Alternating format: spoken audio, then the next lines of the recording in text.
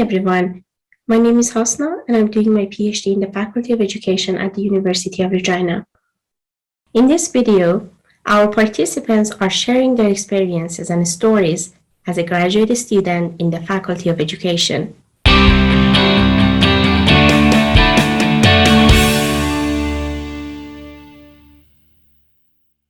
So I actually was thinking back a lot, thinking of this question, I'm thinking a lot back to my master's program. And I was thinking a lot about when I was my master's, how a lot of the times I felt like I had to do everything alone. And I was like afraid to ask questions and just doing, everything on my own. And so I think starting this new program in the PhD program, the one thing that's been different for me is asking for help and asking questions of my professors, submitting assignments a bit early just for some preliminary feedback on assignments. And yeah, it's been a good experience so far. It's been interesting because it's been the pandemic. Yeah. I never thought that I would have done a PhD online. I always kind of sort of imagined that being in person.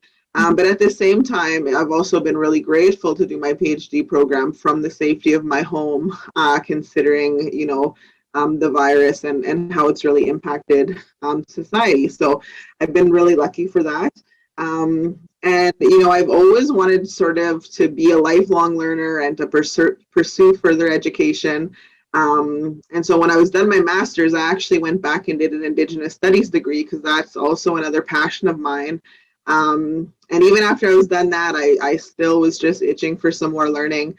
And so I applied for the PhD program, and I'm so glad to be a part of it because now I get to research my passions. And, I get to spend my time in the evenings researching something that's really important to me. And I think overall, my experiences being a PhD student have really influenced my job as an Indigenous advocate teacher because the things that I'm learning in the program, like becoming a better writer, doing more public speaking, that sort of thing, I think it's also improving my role as a teacher. So yeah, I've had a pretty good experience so far, minus having to do it online, but I am grateful for those opportunities that are not classes, but other things going on online where you can meet and talk to other graduate students. Yeah, sure. And I'm happy that you've got a very positive experience so far.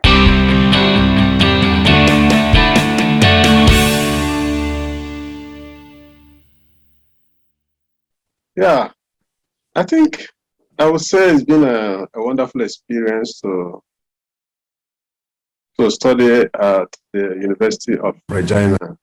It's been a very good experience, especially with the staff and teachers, even students. So, it's it's a small community. So people are kind of, they know themselves. So they try to relate on that level. So I actually have never had a situation where I can't find a help from maybe from a student or from a professor or from the non-academic staff. So I would say it's nice because if I didn't have good experience, I wouldn't have continued my PhD because I completed my master's and proceeded with my PhD. So it's been a nice experience anyway.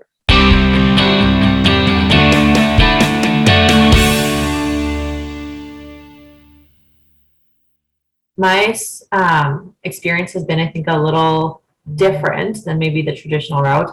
As much as I think anybody right now pursuing their graduate studies probably also feels. I started my grad studies probably right when the pandemic also started. So a lot of my experiences were just mainly online. And so some benefits to that as well. I'm a full-time teacher. And so being able to pursue my master's online gave me a little bit of flexibility as to my course load. And even the route that I picked, I'm a thesis student here. So even that route was a lot more attainable for me. I found that alongside the support of my supervisor, that I was given really an opportunity to explore areas that I was interested in. which was a little different than, of course, my undergraduate experience where things are a little bit more prescribed. And so, so far I've had, you know, a positive experience as a graduate student with the University of Regina, where my supervisor has been very helpful and, you know, understands the way that I learn and has helped guide me through the online world of, you know, just getting my feet wet and figuring out what it means to be a graduate student.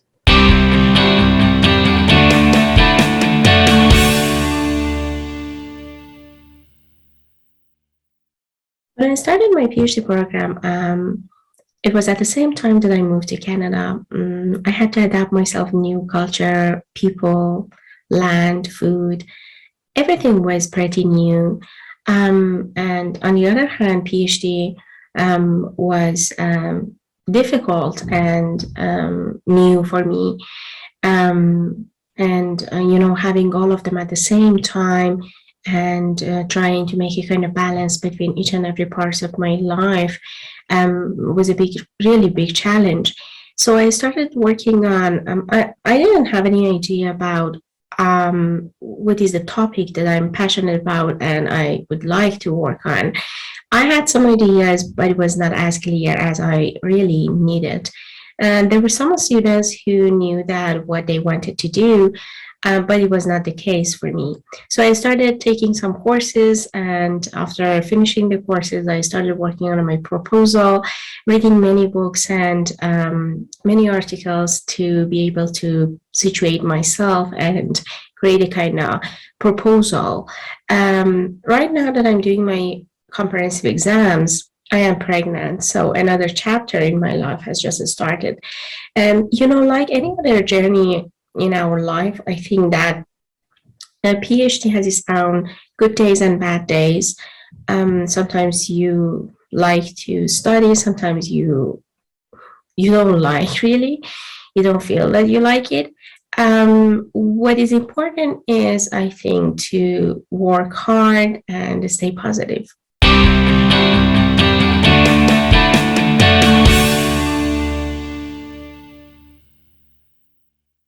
Well, speaking of my experience, actually I joined the Faculty of Education, the graduate programs, about 2 or 3 years ago, and it's very kind of the academy and both the academy and the experience in my life, and I think it's a very precious opportunity. First of all, after I joined the program, I took the courses, all the courses. After that, it's my time to do the research, the proposal, and then like many other students, to do the thesis, because I'm the thesis based. But if you are the course based, you can just take the courses. And speaking of my this is my academic experience. Speaking of other experience, I think the faculty is a very lovely family. The teachers, they are all very supportive. Students, they are kind and friendly. I learned not just the knowledge, but the how to get along with people, the people skills, social skills. Although the next year is online courses, but I still learned a lot from them. The different culture backgrounds, different experience with many other students. It's a very, I think it's the amazing experience for me. That's great. I'm really happy to hear that.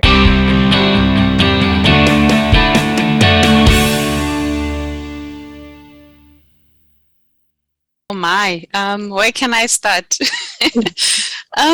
I'll just highlight just the main struggle that I was having as a graduate student. And I understand, like most of the international students, immigrant students, they might have the same sentiment as myself. So the main thing that was really hard for me as a graduate student was language complications. It was really hard for me because back home in Botswana, we use British English. So it was really hard for me to shift from the language that I've known all my entire life and to adjust to Canadian English. So when it comes to even the writing, like I was getting low marks because of my British English, you know.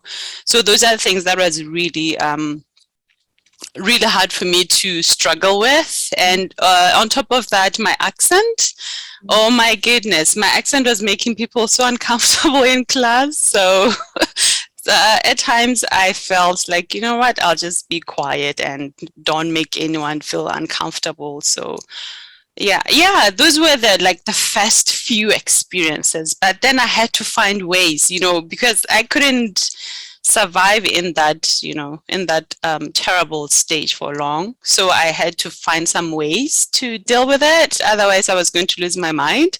So a friend of mine suggested Grammarly. She said, you know what, you don't have to worry about you're shifting your British English to Canadian. Just every time when you use assignments, go to Grammarly. It will guide you like the Canadian English, and that's it. That's it. My problems were solved thanks to Grammarly, and also to editing sessions with Shoana.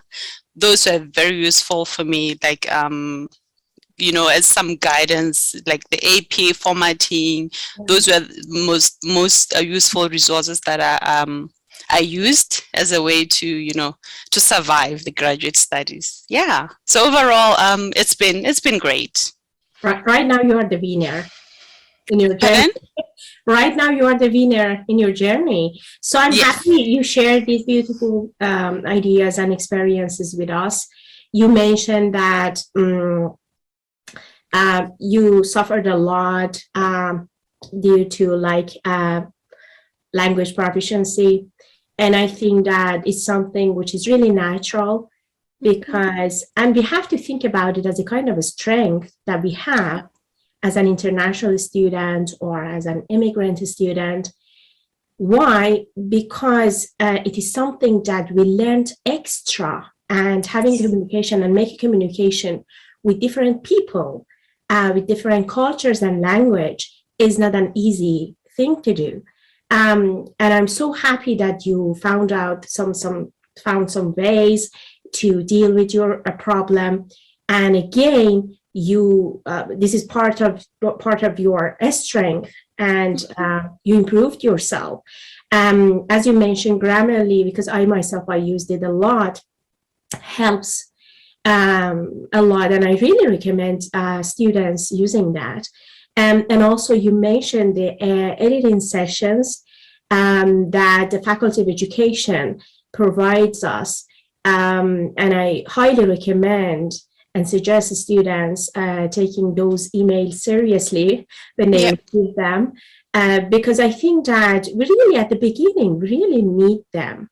We really need to adapt ourselves with the new situation, and you are not alone. There are many students, like I myself included, who are suffering like at the beginning with these type of things. But thank you so much for bringing them up.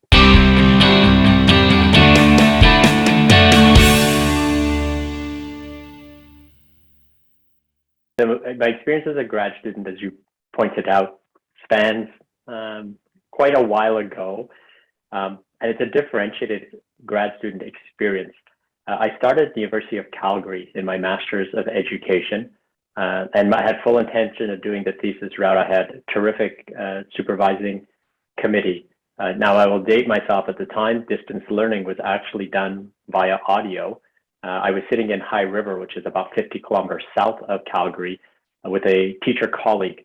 And we would go to the public library, we would have a small room, and we would listen in to the professor who was audio broadcasting from the University of Calgary. So most of my first 4 classes were done that way, through distance learning. I was really fortunate to have an amazing teacher colleague, Michael, and we would travel down to the High River Library. We would stop at 7-Eleven, get snacks, get drinks, and then go into the room. Took a couple of classes on campus, but mostly it was through distance delivery. I then changed jobs, and we changed location from south of Calgary to Saskatchewan. And I actually had to change programs because at the time, the University of Calgary, you couldn't finish through distance delivery. You could start the program through distance delivery. There wasn't online at the time. So I finished my program at the University of Lethbridge. It necessitated leaving the thesis route and going into a course-based route. And that was it was a big change. And so, those were pretty different experiences. The University of Lethbridge, it was a cohort system, which I really enjoyed, but it also meant traveling from my young family quite a bit. There would be 2 summers where I would spend 3 weeks away because we would do intensive summer programming. And that was hard. I knew it was hard on them, and it was hard on me. We had a young family. I didn't want to be away in the summer, but it's the only way. So I knew this. I was always aware of the sacrifices they were making. And as someone who, is first generation in my family, my brother and I, the first 2 to go to university, but also whose family immigrated in 1967, and my parents never went to university. My mom finished high school. My dad did a technical college. I knew how important it was. So, on one hand, it was dealing with the fact that I felt like I had left my family behind. On the other side, feeling this obligation to actually do something in terms of progressive. So, for my master's degree, it was a bit disjointed. I did my PhD at the University of Manitoba. I was part of a cohort group. We were able to live in Winnipeg for the vast majority of it, although I finished the last year and a half of my PhD living in Lethbridge, Alberta. So there seems to always be these interruptions. I'm never able to, from a work perspective, stay in one place. And so then, you have to make all the adjustments. But the U of M program, in terms of the PhD, it was phenomenal. It was a cohort program, small cohort. It was intense. Like a lot of PhD cohorts in many universities, though, relatively high attrition rate. There were 6 of us that started, only 4 of us completed. So knowing that, in some ways, the odds are not in your favor, because those are the statistics of a lot of research-intensive PhD programs, that only 50 to 60% who start actually finish. You end up with the added pressure. So it was long. It was 5.5 years because I was working as a director of education at the exact same time. So I was trying to do all the things as a student, and there were no provisions for part-time students. You were expected to be full-time while holding a very busy full-time job. It was really a lot of evenings and weekends. And when I tell prospective doctoral students what's required, what I remind them is one of the key skills is you have to be masterful at time management. Time management is one of the keys. So yes, an intellect, a curiosity, but if you don't know how to manage your time well, and you are trying to hold down either a full-time or mostly part-time job, it can become overbearing. So one thing I became very good at was managing my time, and in some cases, getting by without much sleep, because we had, again, a young family. I would make sure I attended to them, and then I would open my books sometimes 9 o'clock at night, go until midnight, 1 a.m., like so many other doctoral students do.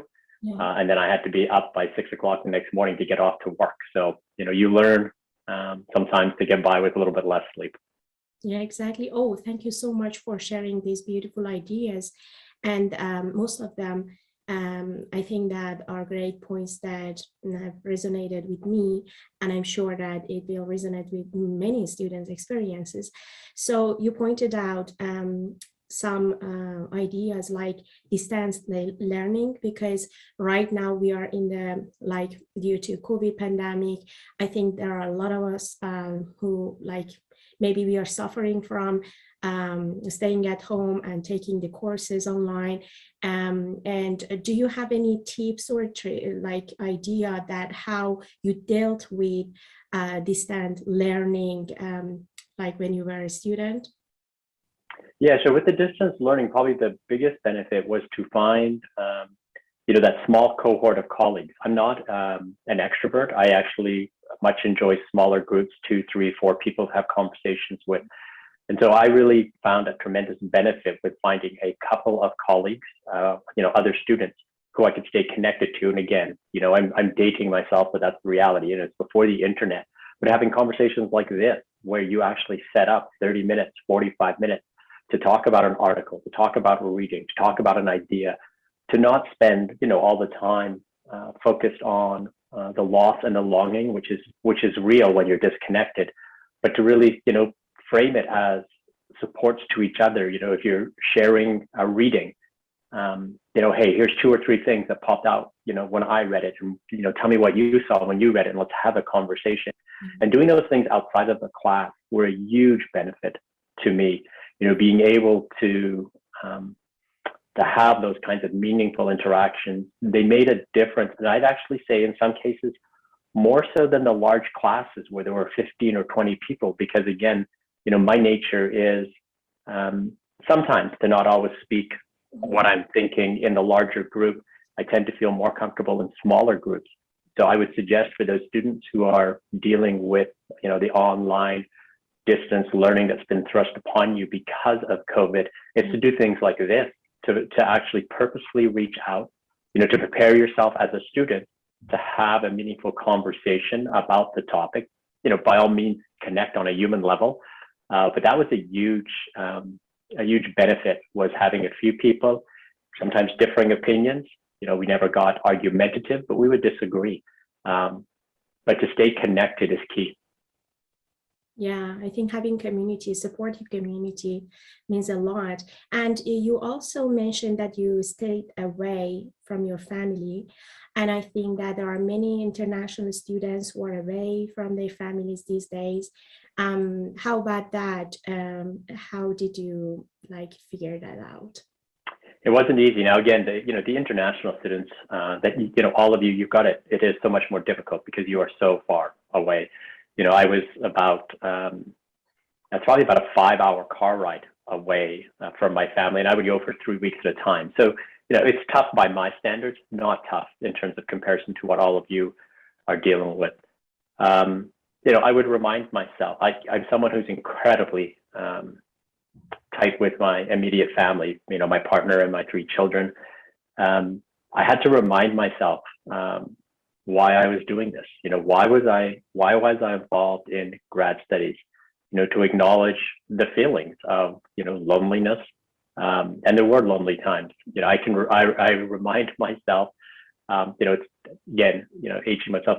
When I was in Lethbridge, there was a $1 movie theater. So I would go in the evenings by myself and sit in the movie theater with my popcorn and watch a movie. And it was escapism. It was an opportunity to not just sit around missing my family, not to, be so focused and burn myself out. So, you need that, so for students, watching healthy Netflix or Crave or Apple TV, whatever it is, find places where you can just sort of escape and enjoy. I listen to a lot of music, and that helped. But, it's also acknowledging the feeling of missing your family. It's very real, and you shouldn't, none of us should pretend it isn't. It's a large part of what makes us human. But then it is, when times are tough, to remind ourselves why we're doing this. And yes, we get these advanced degrees, masters or PhDs, but to remind ourselves, we do this for our immediate families. We do this for our ancestors. We do this for people, who don't get these opportunities. Like I said, I come from a family where there was no history of post-secondary education. And if I want to honor my parents, my grandparents, my great-grandparents, then I need to stay focused. I need to make sure I get these things done. I'm never going to disappoint them in the sense that they're not, going to be angry. But, again, you draw strength. You have to find places to draw strength. It's not easy. And lean on each other, as you pointed out. You got to lean on each other. So, part of it is very real. My partner and I still talk about how hard those summers were on her. We had 3 young children, and she would be at home. We lived in rural Saskatchewan, a very small village. She'd be at home, and she needed a break, and I wasn't there, and I was missing the kids. So it's very real. Yeah. Oh, thank you so much for sharing this powerful experience and idea. I think that, having always that big goal in mind and always remind ourselves that why we are doing this can help us a lot.